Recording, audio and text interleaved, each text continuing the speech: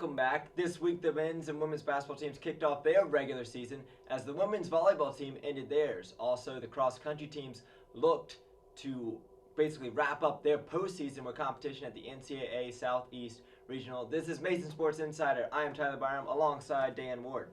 We had basketball, men's and women's, volleyball, cross-country, swimming and diving. Big action-packed week this past week. Let's get you updated with what you need to know. Well, the men's basketball home opener is what we will start with on this episode as the team looked to begin a new era for the program under head coach Dave Paulson. Mason, however, would have to start the game without senior Patrick Holloway, leading to two freshmen getting the start for the Patriots, Jair Greer and Otis Livingston Jr. against the Colgate Raiders. As one would expect, the season opener was not a clean one for either team, as both teams shot under 40% in the first half. At the midway mark, the team was led by 7 points from Marco Guanicic and 11 boards from Siobhan Thompson, giving Mason a 22-20 lead. Once the second half started, Mason could not stop the scoring of Tom Rivard, who would total 23 points in the entire game, leading the Colgate Raiders to outscore the Patriots 46-31 in the period. Down to the end of the stretch, the green and gold could not get anything to go down from deep as the freshmen looked to bring the team back in it. But the damage was done, and Colgate would defeat the Mason Patriots 66-53. In the game, Mason was only able to draw numerous fouls, but only able to convert 18 of 35 from the charity stripe. Marquise Moore would be the only Patriot in double figures in scoring with 13 and 2 assists, while Siobhan Thompson added 5 points and 14 rebounds. If you were to look on improvements as a whole, there are a lot of things to be excited about for the men's basketball team going forward. So yeah, a little bit uneasy that the fact that they were so low scoring, especially Siobhan Thompson. We know that he was getting double and triple team. People are aware of how good of a player he is after last season. So immediately coming out, Colgate well aware of his abilities, going after him. Like that he was getting a lot of rebounds, but a little uneasy about the scoring, but hopefully we'll be able to turn that around in the future. Yeah, it was really interesting. The Colgate Raiders, they definitely watched tape coming to this one because every time Siobhan touched the ball, there were 3 Colgate players around him. He just could not get anything going offensively, and it led to multiple turnovers that Mason had problems with. I mean, low turnover numbers was lower than what we expected all from last season, especially because it was a season opener. We had lower than you would even expect, but most of them came from Siobhan Thompson or something that happened right after Siobhan Thompson got the ball because he just could not get past the triple team. I don't really think he even scored until late in the second half when he finally figured out what to do when he was triple teamed. So a little bit discouraging there that Siobhan couldn't get going, but also one thing that we can talk about, the new 30-second shot clock. Not many people have talked about it this year, but that is a new rule. They've gone from 35 down to 30. I thought it would help Mason because I remember last season, first 25 to 27 seconds of the shot clock, Mason had shut down defense, and the last 5, the team would be able to get stuff off. Yeah, so it is an interesting thing. They did this with the women's college teams last season, so now they brought it over to the men's side. And I agree. I think it'll help them really on both sides. As we mentioned, the defensive side of things, it makes it so that you have to apply pressure for 5 less seconds, and that'll help out Mason being tenacious for 30 seconds, which is what they did last year, but that last 5 seconds killed us. And then on offense, it'll force them to move, force them to get the offense going, because last season there were a lot of times where they were stagnant with the ball, let a lot of time tick off the shot clock. And now if you let that happen, you're not even going to be able to put up a shot. So it'll give it a little sense of urgency, which I think will be important for this team. But I like the fact that they didn't commit a lot of fouls, and I like the fact that although Siobhan Thompson didn't get the scoring going, a lot of other players were able to contribute. It wasn't just one person scoring. Marquise Moore led the team with 13 points, but it was a spread out game, and you like to see that. You don't want to have to rely on only one person. And really the score could be a little misleading, 13 points, but a lot of that also is the Patriots shooting up threes late in the game, not being able to, and then fouls, Colgate making their foul shots at the end. So although a double-digit loss, not as bad as the score would say. Yeah, going into the final 2 minutes, I believe Mason was down only like 5 or 6 points, and just once those fouls start happening, and then Mason jacking up threes at the end, nothing going down, eventually it grows to the 13-point lead that it was. Also, though, Mason's free throw percentage, I mean, that's got to be done, and that's something that the coach can't fix. That's something that as a player you have to go out and do by themselves. Last year we saw that much improved for majority of the team, but this season I feel like some players may have they thought they improved it last year, but if you don't shoot those free throws just regularly, it catches up to you. Yep, that's more of a self thing that you have to fix. You can't rely on the coach at practice. he can say, all right, guys, go shoot your 20 foul shots, but you have to really be focused and really want to make your foul shots. 50, 60% as a team is not going to cut it for you. And free points, you can't be giving away free points. That's as simple as that. Yeah. First game, though, so we got a lot to go forward. We have a game tonight as they take on Mercer. Make sure you watch that on ESPN3. However, this broadcast will probably be before this show will go live. The women's basketball team also kicked off their season on Friday night with a matchup against the Highlanders from Radford. The team would also have to deal with another rule change from the NCAA as the format of the games moved from 2 halves to 4 quarters. It was going to be an important game for the team, looking to get in new players to build playing time. From the start, Mason quickly jumped out to a 16-8 advantage in the first 10-minute quarter, but for the remainder of the half, the Highlanders would climb back into the game.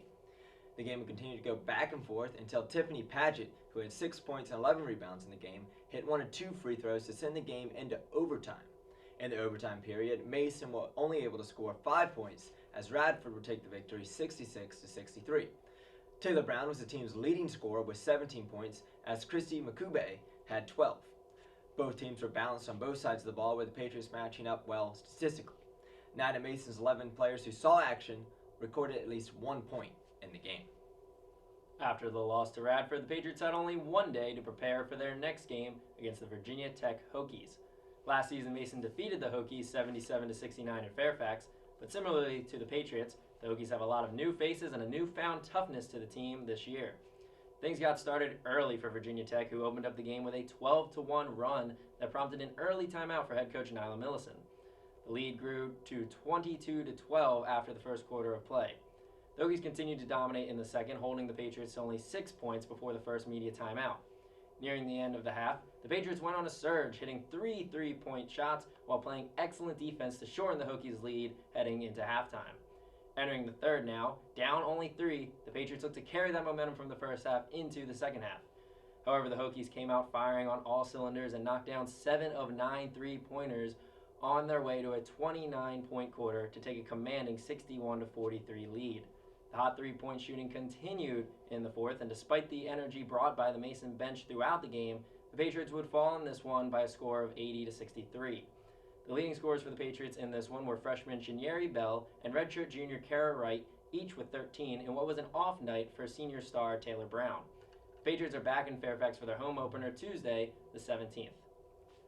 Similarly to the men's team, free throw shooting percentage really hurt the team in both of their games, and especially in the Radford game. They committed 11 fouls alone in the fourth quarter.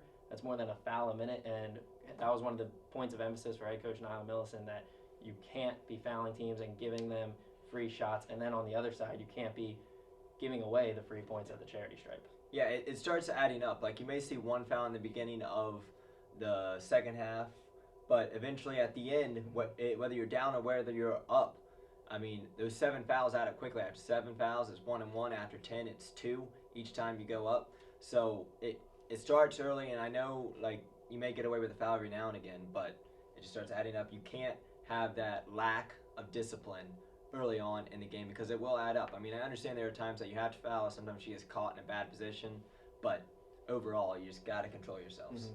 But the women's team did have a pretty good weekend despite the 2 losses.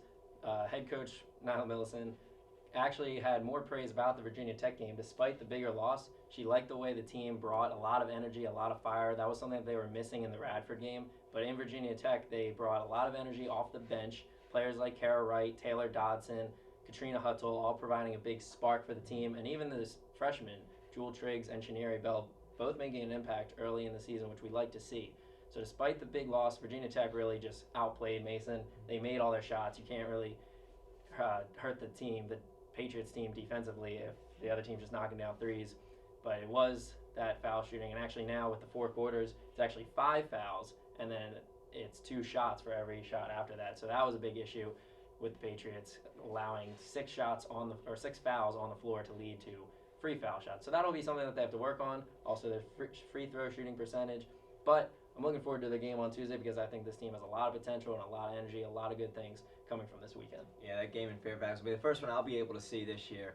But I don't know, 4 quarters, that's something weird to get used to in college basketball. I don't know how I feel about that one. Yeah, it's certainly a change for the coaches, most specifically, And I don't know how much of an impact it was in the first 2 games. It's kind of hard to tell from the sides how the players are affected by it. I think maybe momentum could be one of the things that impacts, since there's always going to be a stoppage of play. But we'll see how it works. So far, it's pretty fun. Yeah, I know the reason why the NCAA has made these changes, the 30-second shot clock and the 4 quarters, is mainly to just improve scoring. The NCAA wants to see higher scores, like the men's basketball game when it was 66-53. That's not a score that the NCAA likes to see. They like to see it up in the 70s and up in the 80s. So that's why they're making these changes. And the 4 quarters, it's just a test. That's why they're doing it with the women's first instead of the men's, because the men's more of their flagship sport, if you will. Just test things with the women's like they did with the shot clock. Exactly. But we'll see how it goes forward. I mean, it kind of changes the same amount of time. It kind of affects the media timeouts, like you were mentioning, because when it's 2 halves, it's every 4 minutes, and with the 4 quarters, it's every 5. Yeah, so weird feeling, but women's team, they seem to be adjusted to it quite fine. I didn't see that being an issue at all for the team. Yeah, once they get their chemistry, 6 new players, just need to build some chemistry, limit the turnovers, make your foul shots, they'll be good to go. Moving on now, having already been eliminated from the playoffs, the women's volleyball team looked to end their season on a high note with 2 final home games. The first game came against the LaSalle Explorers last Friday night. This was a tightly contested match all night long. In the first set, the Patriots jumped out to an early lead, only to see it wiped away by LaSalle, who dominated the majority of the first en route to a 25-21 win. The second set was a battle back and forth all the way until the game was tied at 16-all, but then the Explorers proceeded to go on a 4-point run to take a late lead, and with their backs against the wall, the Patriots found a way to battle back to even it up at 24-all, but then LaSalle would go on another run, 3 in a row, to win the second set 28-26. Moving on to the third, the Patriots needed a win to keep the match going, and it was the seniors who stepped up in the third as Meredith Bush and Morgan Martin led the team to a 25-20 set win. The team carried the momentum into the fourth and never took their foot off the gas as they dominated the set to tie things up and force a 5th and deciding set. The 5th set was won by the Patriots thanks to the leading attackers on the team, Sydney Finoga, Lola Waknaran, and Morgan Martin. Thanks to a match-high 22 kills by Martin and an additional 13 kills by Tiffany Clark, the Patriots were able to pick up the 3-2 match win in comfort-behind fashion in what was a very exciting game. Then on senior night, the team hosted the Duquesne Dukes, looking to end the season on a winning streak. The team post-graduation. Let's hear it for the senior from Pickerington, Martin achieved a career with a hot start, the Patriots claimed the opening set 25-21 with a 5-1 run to close it out. Moving on to the second and third, it would be all the Dukes as they would take a 2-1 set lead, and then moving to the fourth, the away team looked to spoil the night early by breaking out to a 13-9 lead. The Patriots, however, would claw and fight their way back using a 5-0 run and a 3-0 run before Waknaran would kill the end of the set 25-23. This would set up a decisive 5th set for the second night in a row for the green and gold. The Dukes, however, would win the final set 15-10, leading for the entire duration of the frame. Tiffany Clark would add 14 kills to the Mason attack as Caitlin Hipsher had 59 assists in the match. Defensively, Kobanovich had 18 digs, followed by Martin with 17, and freshman Katie Espinoza had a career-high 13. The team finishes their most successful season in the program since 2009, marking Jackie Simpson's inaugural season a success at 10-19 overall, 4-10 in conference play. Meanwhile, the top 6 teams in the Atlantic 10 with Dayton, St. Louis, Rhode Island, George Washington, VCU, and Duquesne will battle it out for the title and a berth into the NCAA tournament at this week's Atlantic 10 tournament. So, not maybe what some Mason fans was hoping to, but certainly an encouraging start for the Jackie Simpson era of George Mason women's volleyball. Certainly improved from last season. That's what you want. Just try and get success every year and build on to the program. Jackie Simpson certainly did that. More wins in the conference last year, more wins overall. So you have to like what this team did. It will be interesting as we are losing a couple of key players. Morgan Martin, somebody will have to fill her shoes, leading the team in attacks and kills for the last 2 seasons. And Meredith Bush played very well late in the season, so somebody will have to step up and fill her shoes as well. But you got to like what Jackie Simpson's done in her first year, building the team and making them better. Yeah, I also want to give credit to the other two seniors, Lola walking around. She's a big presence up there at the front of the net, forces the other teams to choose where they actually want to attack. One of the leading blockers on the team for Mason, as well as someone that can get up and attack the ball when needed. And Jelena Kopanava, she just had a fantastic senior year. After maybe not getting as many reps throughout her career, senior year she definitely got the job done back on the defensive line. But we'll see how it goes. I mean, attacking-wise, I believe Sydney Fanoga and Tiffany Clark, they're going to step up really well next year with Morton not gone. Maybe we'll see a dual threat attack. Really kind of saw it all go to Martin's side for the most part, and you see Clark and Fanoga getting their chances. But this year, or next year going forward, we might see the dual threat on both sides. Moving on now to the men's cross-country team, who competed in the Southeast Regional Championships last weekend, looking to improve on last year's 13th place finish. It was in what is arguably the deepest region in the country in terms of skill levels. The Patriots proved up to the challenge as they bested their position from a season ago, moving up one spot and finishing in 12th place. Atlantic 10 Conference individual champion Stephen Flynn finished with the 15th best time, marking the highest finish by a men's athlete Mason has ever had at the NCAA Regionals. Head coach Andrew Gerard was very pleased with the outcome, as Mason dropped 30 points and had their best team race on the biggest stage, which is what they were really striving for. So nice job by the men's cross-country team, like what they did, improving, and they did performed essentially the best that they did all season long. Yep, great job by Stephen Flynn. NCAA All-Region, that's a huge accomplishment for him, a huge accomplishment for the program going forward. I mean, Atlantic 10 Championship last year, getting a little bit better than NCAA Regional this year. We'll just see how the team progresses going forward. Their season's not over yet. They have another championship this week coming forward. We'll bring that to you in the upcoming schedule. The women's team were also hoping to end their year on a high note with a strong finish at the NCAA Southeast Regional. Bethany Klonich would be the only Patriot to finish in the top 100 at 73rd place. Behind her was freshman Sierra Donahue in 130th place. With these back-ended results, the Green and Gold finished 25th overall, 4 spots worse than last season, but will look to be able to build on these results as the team will only lose the 3rd and 4th place members of the team, Jennifer Nakamura and Victoria Doss, for next year. So, women's team maybe not the result that they were looking for going forward. However, encouraging stuff from the sophomore and the freshman and Klonich and Donahue. Yeah, without a doubt, they didn't get the result that they wanted this year, but as we mentioned, only losing 2 of their top 5 runners, and it was the back end of those top 5 runners that they're losing. So you have to like their odds for seasons to come, and just like in swimming and diving, and just like when you're bringing in a new head coach to build a team, with cross country you specifically want to just build and get better every year, every game, or every match, every race, etc. So if they can just build with the players that they have, get a little bit better every match, get a little bit better every race, get a little bit better every year, they're in good shape, and I like what they did this year, and it gives a lot of hope for next year as well. Yeah, it'll be encouraging to see what the team does this weekend as they travel to the IC4As and the ECAC championships. Of course, the women's track and field team last year claimed their respective title in this event in track and field, not cross country. Wrapping up this week's coverage will be the swimming and diving teams who took on LaSalle at the AFC this past weekend. The men's team would have a competitive meet with their fellow A10 foe as they would determine the seeding in the Atlantic 10 Championship in a few months.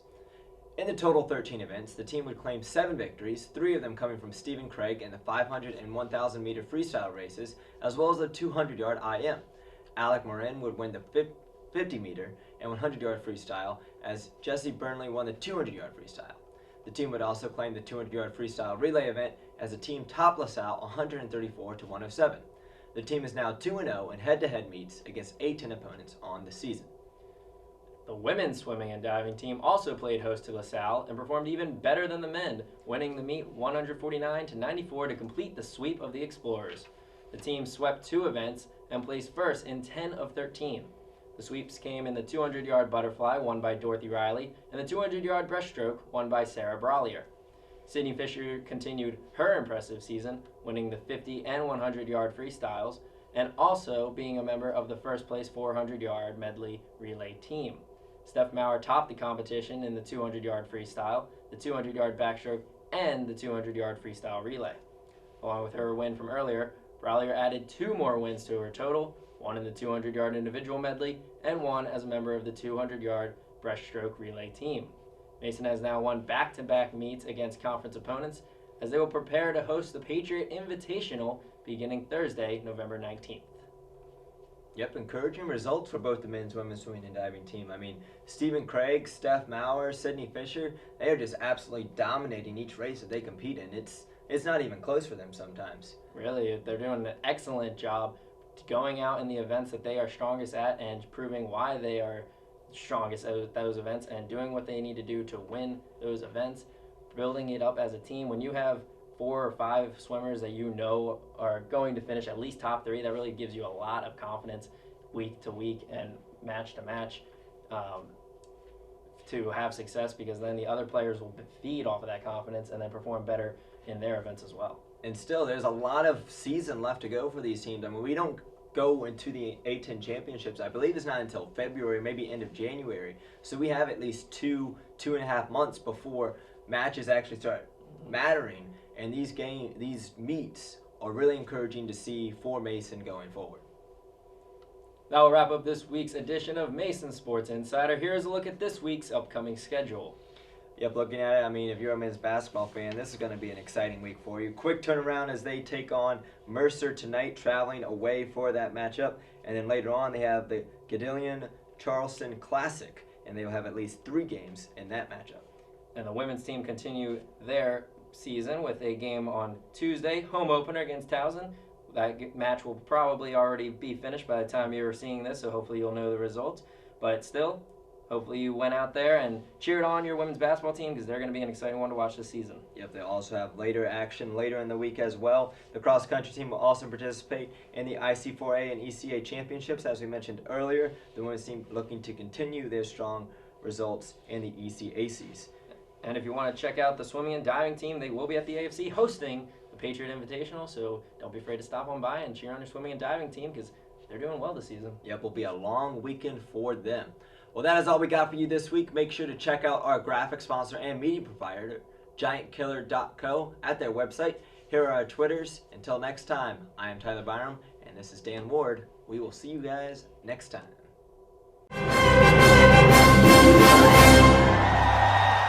Thank you for tuning in to this episode of Mason Sports Insider. I know we threw a lot at you today, but thank you for staying all the way to the end to watch it, and we have a special treat for you in this week's Play of the Week. It happened at the home opener this past weekend on Friday when Otis Livingston Jr.